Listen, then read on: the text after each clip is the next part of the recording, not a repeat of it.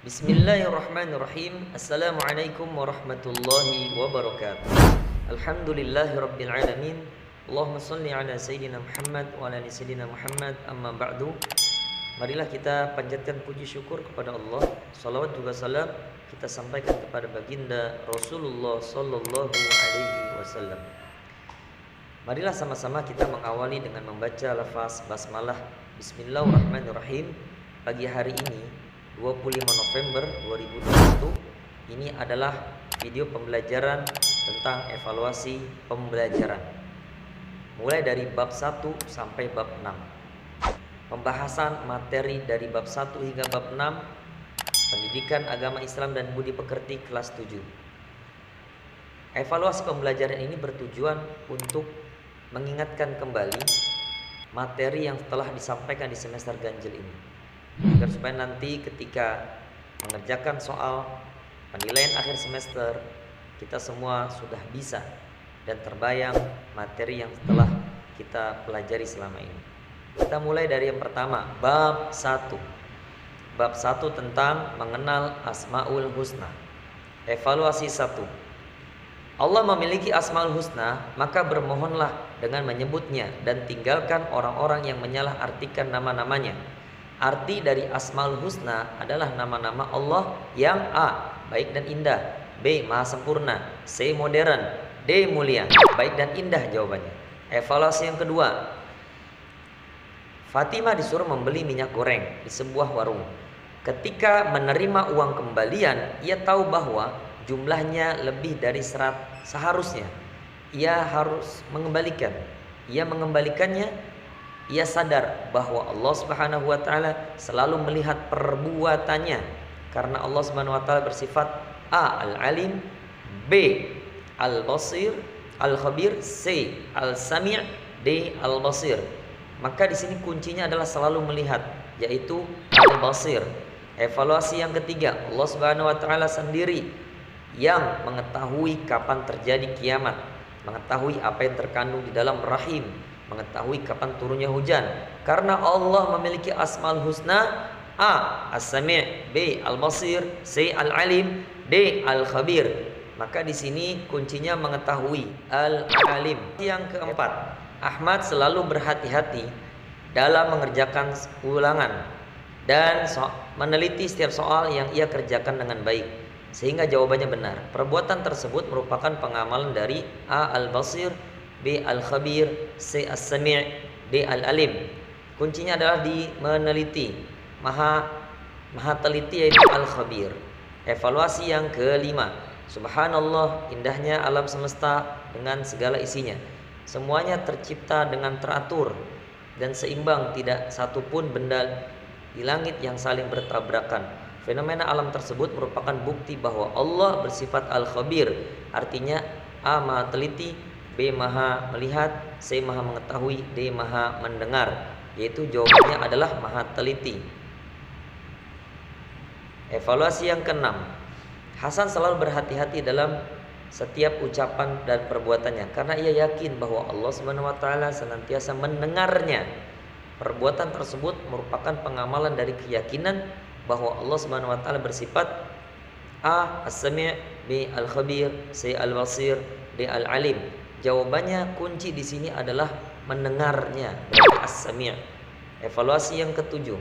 Bab kedua tentang perilaku terpuji. Evaluasi yang ketujuh, yang pertama, jika kita mendapatkan barang titipan dari seseorang untuk disampaikan kepada orang lain, maka kita harus segera menyampaikannya supaya barang tersebut tidak berubah, tidak hilang, tidak berkurang. Berikan barang tersebut secara utuh tanpa berkurang sedikit pun. Ilustrasi tersebut merupakan perilaku A. amanah, B. ikhlas, C. istiqomah, D. jujur. Maka jawabannya di sini adalah amanah. Evaluasi yang ke-8. Perhatikan pernyataan berikut. Selalu datang terlambat sekolah. Yang kedua, belajar terus-menerus hingga paham. 3. Selalu melaksanakan sholat tepat waktu. 4. Selalu mentaati peraturan baik sekolah, rumah maupun masyarakat. Pernyataan di atas yang termasuk sikap istiqomah adalah, berarti yang orang istiqomah tidak pernah terlambat sekolah kecuali satu nih. 2, 3, dan 4. Maka jawabannya D. Evaluasi yang ke-9. Aminah disuruh ayahnya pergi ke warung untuk membeli sembako. Aminah diberi uang 50.000 dan masih ada kembalian 5.000. Uang kembaliannya itu diberikan lagi ke ayahnya. Maka sikap Aminah ini contoh dari perilaku jujur, istiqomah, empati, atau fatonah, yaitu jujur. Evaluasi yang ke-10. Perhatikan pernyataan berikut. 1. Akan dipercaya orang lain. 2. Mendapatkan teman. 3. Mendapatkan banyak harta. 4.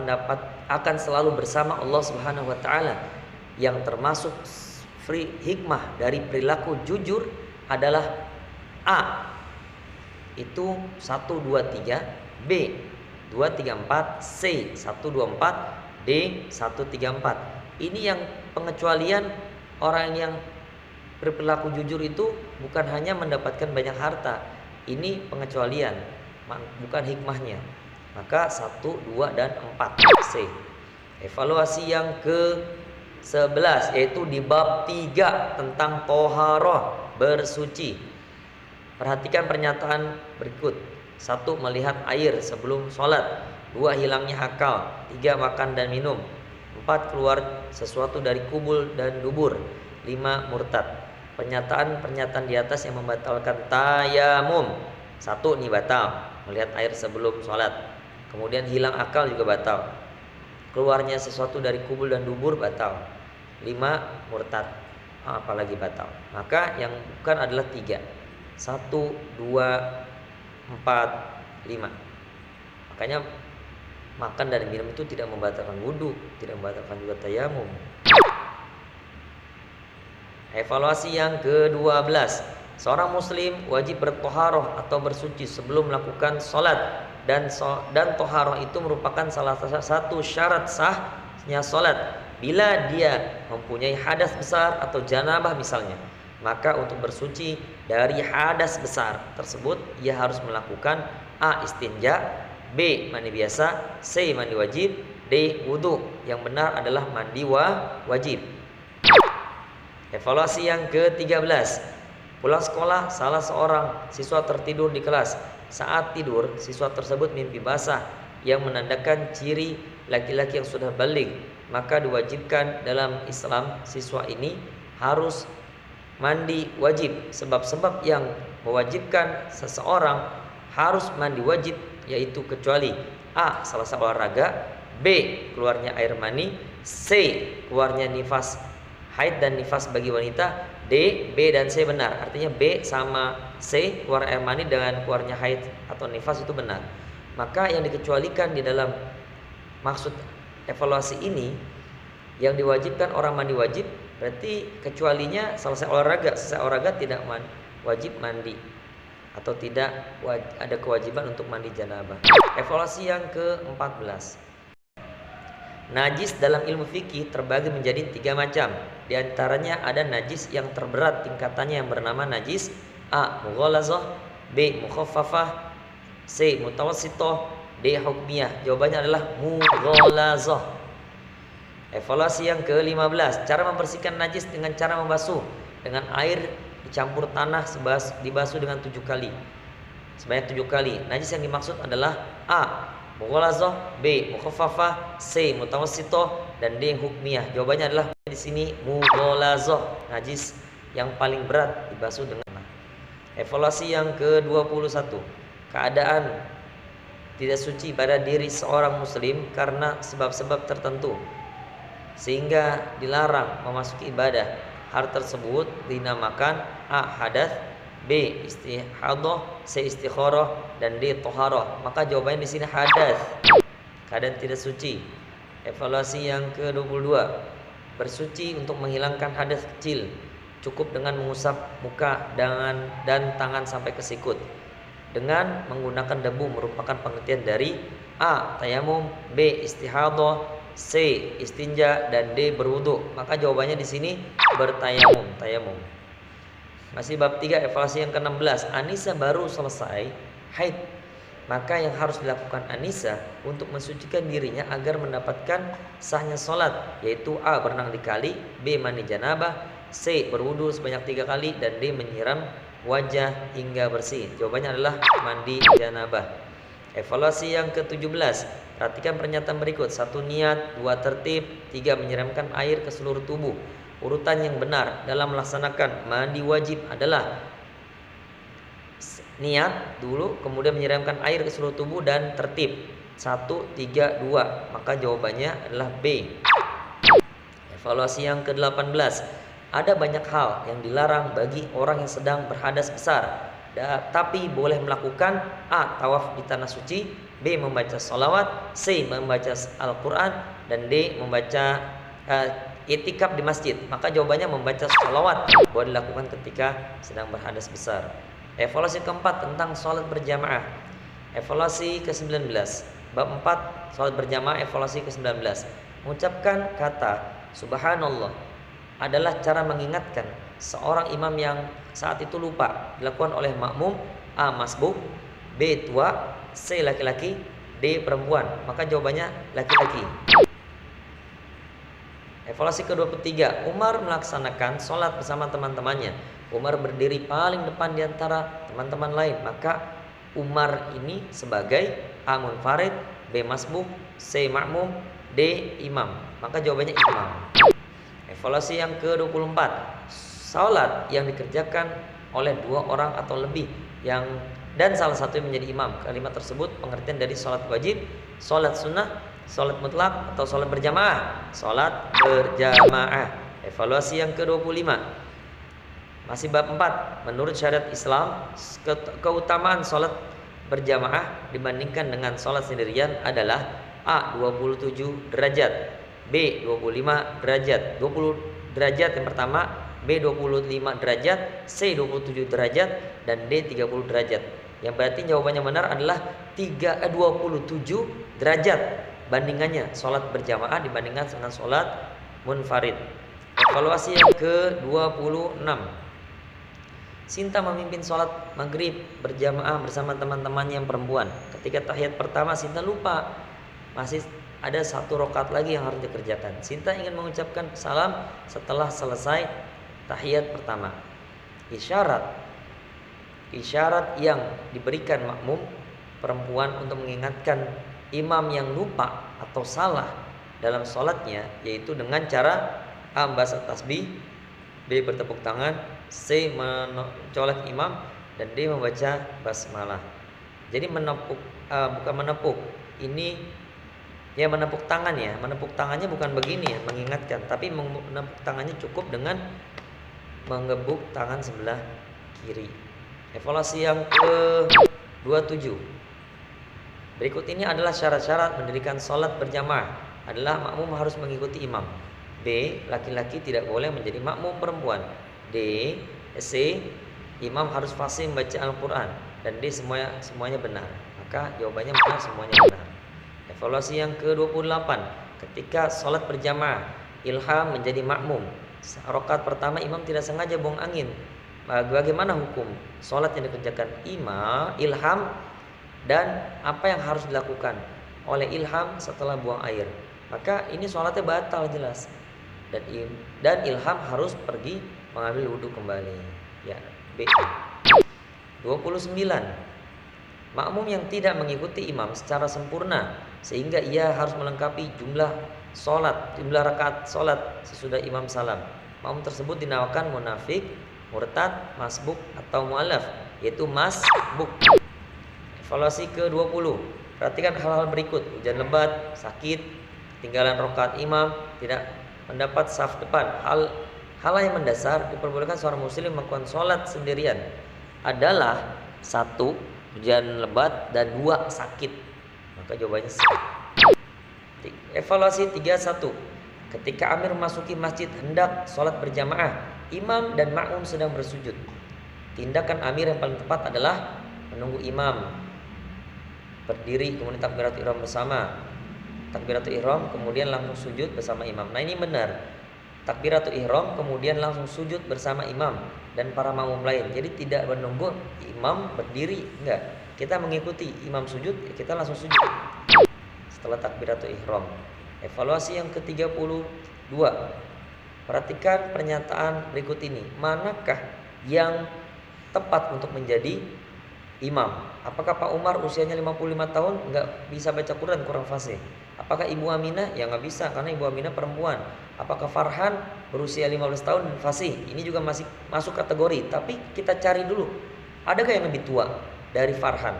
Nah, ada Pak Rosyid usianya 35 tahun dan dia fasih membaca Al-Quran. Maka di sini Rosyid jawabannya. Tiga. Seorang yang mengetahui syarat, rukun serta perkara yang membatalkan sholat dan fasih dalam baca Al-Quran menjadi syarat untuk menjadi imam. 34, evaluasi 34, saf dan atau barisan bagi makmum laki-laki yang paling baik ada di barisan paling depan belakang imam, sejajar dengan imam, belakang dan di tengah. Jawabannya adalah di paling depan, karena ini makmum laki-laki, paling depan di belakang imam, bukan paling depan di depan imam, ya. Di belakang imam artinya makmum laki-laki. Evaluasi ke-35, saf atau barisan makmum wanita ketika bercampur dengan makmum laki-laki, yang paling utama adalah di tengah, sejajar dengan imam, depan atau di belakang. Jawabannya di belakang. Evaluasi 36, bab kelima tentang sejarah perjuangan Rasulullah Sallallahu Alaihi Wasallam, sejarah perjuangan dakwah Rasulullah Sallallahu Alaihi Wasallam. Evaluasi 36, Nabi Muhammad diangkat oleh Allah Subhanahu Wa Taala menjadi Rasul pada usia A 25 tahun, B 30 tahun, C 30 tahun, atau D 40 tahun. Jawabannya 40 tahun. Evaluasi ke-37, Nabi Muhammad SAW diangkat menjadi Rasul ditandai dengan menerima wahyu pertama. Apakah suratul Fatihah ayat 1-7, B surat Al-Baqarah ayat 1-5, C surat Al-Alaq ayat 1-5, D surat Al-Falaq ayat 1-5. Bedakan antara Al-Falaq dengan Al-Alaq. Maka yang diterima oleh Rasulullah ketika di Gua Hira menjadi wahyu pertama, surah Al-Alaq ayat 1-5. Evaluasi yang ke-38, Nabi Muhammad SAW sebelum diangkat menjadi Rasul, beliau sering melakukan khalwat, menyepi, memikirkan kondisi masyarakat Mekah yang demikian rusak moralnya. Beliau berkhalwat di sebuah gua yang bernama A. Jabal Nur, B. Jabal Uhud, C. Gua Hira, dan D. Gua Thur. Jawabannya adalah Gua Hira. Evaluasi yang ke-39, fasda' bima tu'maru wa'rid 'anil musyrikin. Ayat tersebut berisi perintah kepada Allah untuk melaksanakan dakwah secara sembunyi-sembunyi, terang-terangan, diam-diam, atau membabi buta. Maka jawabannya terang-terangan. Evaluasi yang ke-40, dalam menjalani pekerjaannya yang berat, Rasulullah SAW tidak pernah mengeluh sedikit pun. Rasulullah juga memiliki sifat jujur dan tidak pernah sombong atau berbohong, sehingga ia dijuluki dengan julukan Al-Hadi atau Al-Mu'min atau Al-Yakin atau Al-Amin. Maka jawaban yang tepat di sini Al-Amin. Evaluasi yang ke-41, berkat kegigihan dakwah, Rasulullah SAW mendapat pengikut dari semua lapisan di masyarakat Mekah. Dakwah yang dilakukan oleh Rasulullah SAW di kota Mekah selama A 20 tahun, B 15 tahun, C 13 tahun, dan D 10 tahun. Maka jawabannya 13 tahun. Evaluasi yang ke-41, orang yang pertama mempercayai kenabian dan kerasulan baginda Nabi Muhammad SAW dari kalangan wanita adalah A. Aminah, B. Khadijah, C. Fatimah, dan D. Ummul Jamil, yaitu Khadijah, istri beliau. Evaluasi yang ke-43, 10 orang yang masuk Islam dikenal dengan sebutan A. As-Sab'ul Mathani, B. As-Sabiqul Awwalun, C. Asmaul Husna, dan D. Al-Asmaul Karimah. Maka jawaban yang lebih tepat adalah As-Sabiqunal Awwalun. Evaluasi yang ke-44, Iqra bismi rabbikal ladzi khalaq. Lafaz ini artinya Iqra, membaca, bacalah, bismi dengan nama, rabbika Tuhanmu alladzi khalaq, itu yang menciptakan. Maka jawaban yang benar adalah di sini yang C. Evaluasi yang ke-45, setelah Nabi Muhammad SAW berdakwah dengan kaum kafir Quraisy, sikap mereka kaum kafir Quraisy terhadap Nabi Muhammad SAW, yaitu biasa-biasa saja, mencintai Nabi, menerima semua ajakan Nabi, atau kebanyakan menolak ajakan Nabi? Maka jawaban yang tepat adalah kebanyakan menolak ajakan Nabi. Evaluasi yang ke-46. Di saat Rasulullah SAW berkhalwat di Gua Hira lalu menerima wahyu pertama dengan hadirnya malaikat Jibril yang menurunkan wahyu dari Allah Subhanahu wa taala. Nabi Muhammad sallallahu alaihi wasallam saat menerima wahyu tersebut berusia A. 25 tahun, B. 30 tahun, C. 35 tahun, dan D. usianya 40 tahun. Maka di sini jawaban benar adalah 40 tahun. Evaluasi yang ke-47. Dalam Al-Quran, Allah Subhanahu wa taala berfirman bahwa Allah Subhanahu wa taala akan mengangkat derajat orang yang beriman dan berilmu pengetahuan beberapa derajat. Terdapat dalam surah, bunyi ayatnya, yarfa'illahu alladhina amanu minkum walladhina utul ilma darajat, yaitu surah Al-Mujadilah ayat ke-6. Ini evaluasi yang ke-6, evaluasi terakhir tentang semangat menuntut ilmu. Dalil-dalil. Evaluasi yang ke-48. An Anas ibn Malik radhiyallahu anhu qala Rasulullah sallallahu alaihi wasallam talabul ilmi fariidatun ala kulli muslimin. Rawahu Ibnu Majah. Isi kandungan hadis di atas adalah menuntut ilmu wajib bagi setiap muslim. Berarti jawabannya lebih tepat yang D. Evaluasi yang tadi harusnya evaluasi ke-19 tadi ya. Kelewat. Maka ini evaluasi yang ke-20 yang terakhir. Evaluasi yang bukan ke-19, ke-49 tadi. Maka ini evaluasi yang ke-50. Bab ke-6. Perbuatan yang dapat digolongkan menjadi sebagai perbuatan jahiliyah modern. Menyembah hanya kepada Allah, bekerja terus-menerus meninggalkan sholat. Yang C, meningkatkan akal untuk berpikir. D, meminta hanya kepada Allah, yaitu perbuatan jahiliyah modern disebut bekerja terus-menerus dengan meninggalkan sholat. Masih ada evaluasi yang ke-49. Ini ada sebuah pernyataan yang menunjukkan semangat menuntut ilmu. Yang mana saja? Semangat menuntut ilmu, pertama, memiliki rasa ingin tahu yang tinggi. Kedua, bersikap sopan saat belajar dan menghormati guru. Yang keempat, 3 itu nggak ada. Yang keempat, selalu menyimbangkan ilmu pengetahuan dengan kekuasaan Allah. 1, 2, dan 4. Nah, ini yang terakhir, evaluasi yang ke-50, susunan yang benar dari potongan ayat berikut, yaitu ini, ya ma'syarul jin, surah Ar-Rahman ayat 33, ya ma'syarul jinni wal ins. Kemudian, in istata'tum an tanfudhu la tanfudhuna illa bisultan min aqtaris samawati wal ardh. Ya ma'syarul jinni wal ins, in istata'tum an tanfudhu la tanfudhuna min aqtaris samawati wal ardh fanfudhu la tanfudhuna illa bisultan. Saya ulang. Susunan yang benar adalah ya ma'syarul jinni wal ins in istata'tum an tanfudhu min aqtaris samawati wal ardi fanfudhu la tanfudhuna illa bisultan. 3, 2, 4, dan 1. Terima kasih atas segala perhatian. Ila liqa, sampai berjumpa lagi di semester genap di tahun 2001 tahun 2002. Mohon maaf atas segala kekurangan dalam mengajar selama semester ganjil ini, semasa semester 1. Mudah-mudahan apa yang saya sampaikan dan saya ajari kepada kalian mendapatkan ilmu yang manfaat, berkah di dunia dan di akhirat, sehingga kita diberikan pemahaman dalam agama. Allahumma faqihna fiddin. Ya Allah, berikanlah pemahaman pada kami di dalam beragama. Wallahu a'lam bishawab. Hadanallahu wa iyyakum ajma'in. Subhanaka Allahumma wa bihamdika asyhadu an la ilaha illa anta astaghfiruka wa atubu ilaik. Assalamualaikum warahmatullahi wabarakatuh. Semangat.